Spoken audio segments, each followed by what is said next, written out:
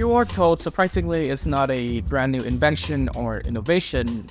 Rather, it's a descendant of a pre-existing, really influential technology. We have a name for it. It's called the barcode. See, the reason why retail is so successful and as efficient as it is today is thanks to one thing: logistics. The art of tracking numbers of items going in and out of factories, of grocery stores, of department stores, anywhere pretty much. People do so by creating the barcode, and since then, efficiency has increased by like 40%. Here's the catch. Barcodes, although having the capability of having a large number of unique identifiers, it can do so much to take into account the millions and millions of new items going in and out every day. There's only so much it can expand in one direction. What if I told you we brought in the y-axis, the second dimension, if you will? QR was originally created by Masahiro Hara for Denso Wave, a car parts manufacturer. See, the task was simple: create something better than a barcode, something that is fast, and something that is universal.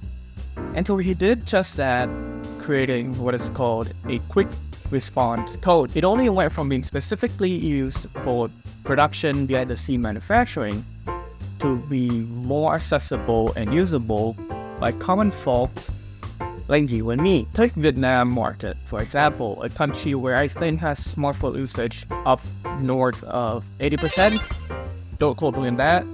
But even then, it only really picks up when the Big C incident happened. You see, in 2019, when you want to buy anything, anywhere, you had two options: either cash or card.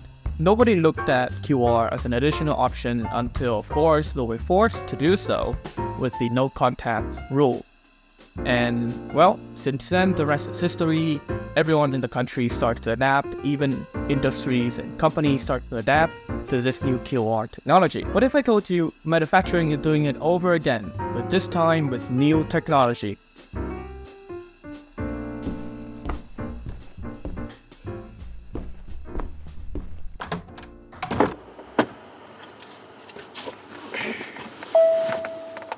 You ever got stuck in some really annoying workflow where you have to send an initial request or message, then having to wait a period of time to pick up where you left off? and by the end of it, you have to relearn things because there's friction and you have to pick up on where you left off, and generally very annoying process takes a lot of time. Porsche thought the same thing, so they brought in augmented reality into their service. Not all Porsche technicians are experts. Sometimes at showrooms, they need help with a customer car because sometimes they are very difficult cases. What they would do traditionally is to send a help message to the expert at HQ, wherever that is. And it takes a few days for them to take a look at the case, look at the specific model and such.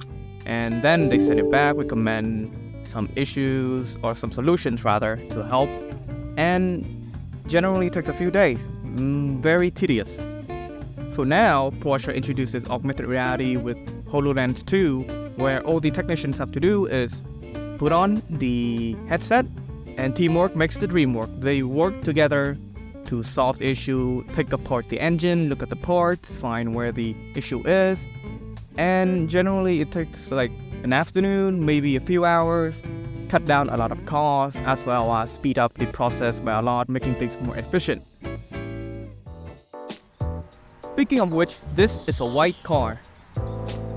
I lied, this is a purple car. Fool me once, shame on me, fool me twice, this is now a striped car.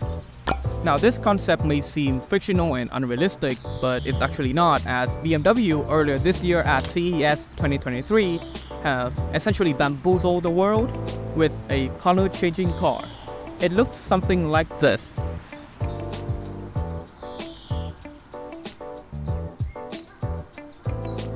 Now if you want to get into the specific of things, well, the e-ink technology, or as they call it, can change up to 32 different colors. The car itself It has 240 different segments that can change color. Now, if you do the math, that will be a lot of different variations and patterns possible. The only question is, would you rather have a TV static looking car or a plain color every time you go out? What the Elon? Is what everybody has been saying over the last weekend. On the trend of social media potentially shooting themselves in the foot, Twitter pushed out a feature, if you could call it that. You see, Elon is very dedicated to fighting bots, and he thought the best way to do so is to tackle the problem by its roots, by simply putting a limiter on data scrapping, which is the way that these bots function. So instead of 24/7 looking at posts and tweets all over the Twitter, the bots have a limit of 6,000 tweets a day, assuming they have a verified account, aka pay money, get the blue check mark. If there's an unverified account, which is what I have, there's a limit of 600. If there's a new and unverified account, 300. Okay, tackling the problem by the roots, respectable. What Elon did not see is that this affected literally everybody on the platform. During the last weekend, people were scrolling and suddenly their newsfeed stopped refreshing, comments stopped loading, and there's this message. People were understandably confused and upset because suddenly they are turned off from the internet. And that includes me. What might have happened is when you press on a post and you read the replies, Twitter also count those as posts. Needless to say, a lot of people, a lot of users and creators alike were confused and were making fun of this. The problem seems to have been solved somewhat with Elon updating the limiter, and then he did it again. This feels like a temporary fix, and who knows what might happen in the next week. That is all for last week's news report. Thank you for tuning in to the channel. Go on, live your life, and come back next week as we will keep you updated on what is happening around the world. As for me, I will now resume scrolling Twitter as my 24 hours has refreshed and Elon has allowed me to connect with the world again.